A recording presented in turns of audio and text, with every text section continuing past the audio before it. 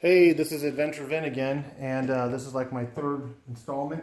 So right now I'm going to go over the many different books and maps that I have collected over the last few years of my research and passion for Route 66. So let me get into this real quick on an overview. I'm not going to get into too much in detail about any specific one, but let's take a look at what we got on the table. So I don't know how that. So I start on this end of the table where I have some books. Some of these books, most of them I actually got through Amazon. And if you go on Amazon, my recommendation is look for any that are used. You can get them for really cheaper. And as you can see on this one it's a prior to library edition. And the library editions are pretty well mint. Most of the books I got were a third to a half off the regular cover price.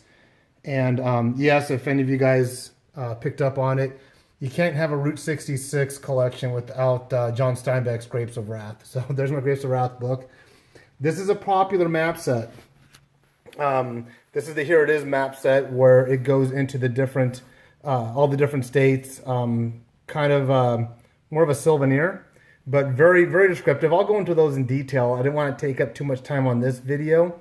But one thing I'll say about most of these, like if you look at these maps, yes, it is a map as we would know it, but there's also tidbits of information there like a guidebook. But just like the guidebooks that you'll see, some of the guidebooks that are books in its own right are actually will have maps in it. That's the one thing unique about Route 66 is that it is heavily dependent on maps and locations and history. So whether you buy a book or you end up getting a map set, you're going to end up getting history and maps in all. Obviously, the maps will be heavier on the scaled map end of it, and the books will be heavier on the information and historical value. I did throw this one in here real quick. This Missouri US 66. If you decide to do this trip, it's always great to go into the visitor center and get their free flyers or maps. They're much more updated and detailed for their specific state or their city or location. You might have seen these. These are actually older historical ones from the 40s and 50s that people used to actually use, which were kind of equivalent to what you see up here. But these two were actually back in the day when Route 66 was still a commissioned highway. This one here is local for Cucamonga. I do live in Riverside, California. I am a member of the Inland Empire, Route 66 organization, and this is a really cool gas station, and when I get my KLR out there, we're going to visit that gas station so you get more information on that. Just like the Missouri handout, here's the Oklahoma one. Oklahoma freeway does have a lot of tolls, but if you strictly follow the Route 66 layout, you'll avoid all the tolls. I've actually called Oklahoma and confirmed that, because the first time I did Route 66, we ended up on the freeways, and the tolls were killing us. On the extreme end, I do have the regular state maps. I have a regular set of state maps, which will show all the different states. It won't. Some of them will show a US 66 on it or a Highway 66 per state.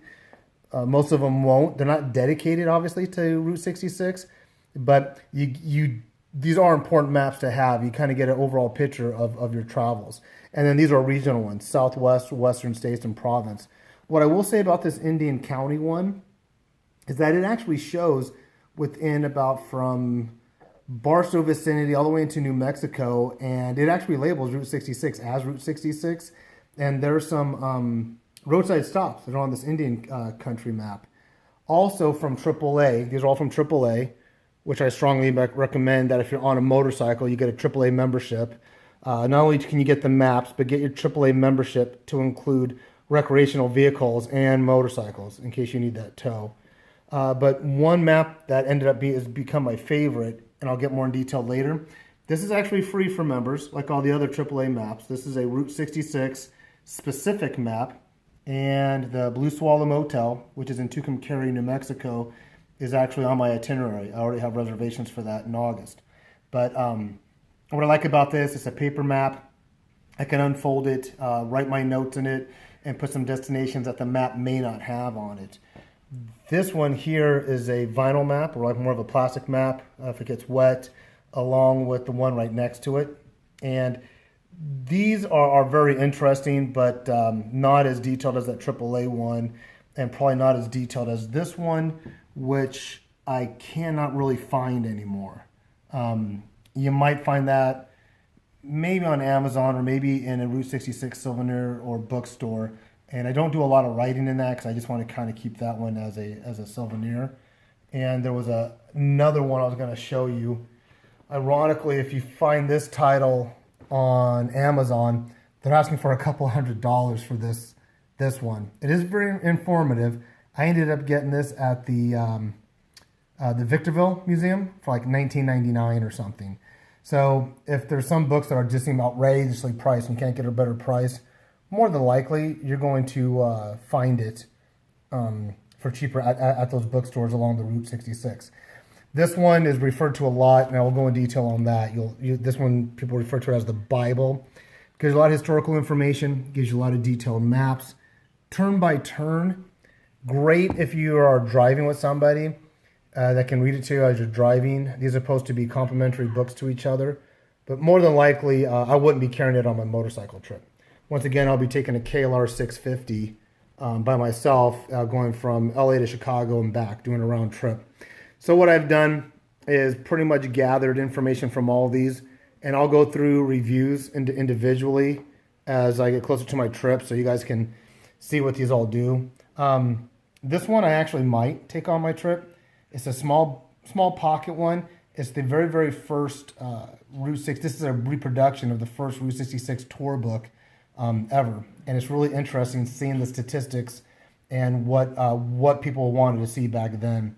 So I might take that as I get into the city to see what it was like back then. This one here also is an atlas. This one's a really odd one to find too. I think it's published in Canada. Kind of a good one I might take this one with me because it's so thin, very easy to carry. And I like the idea it shows the peripheral roads to a degree around it. I probably will not be taking that set, and I probably will not be taking that set for the simple reason that I will already have done enough research, but that one AAA one I mentioned earlier for sure is going with me. All right, well, that's my books and maps for Route 66. The trip's going to be 3 weeks in August of this summer, which is 2018, and maybe every other night I'll go through that. I'm going to do a quick bonus for people really quick because they know I'm doing a KLR trip, and I was going to talk about some of my equipment. So real quick, here's my Shoei helmet. I love this on the KLR. It's an Enduro style helmet. I'm going to talk detail about this later on. And there's my Sena communication device. And I love this helmet. I love that communication device. This is DOT and Snell approved. And there's my other sticker. But that's just a little teaser there for people that are more into the motorcycle portion than the book portion. Have a great night. Life's an adventure. Enjoy your journey.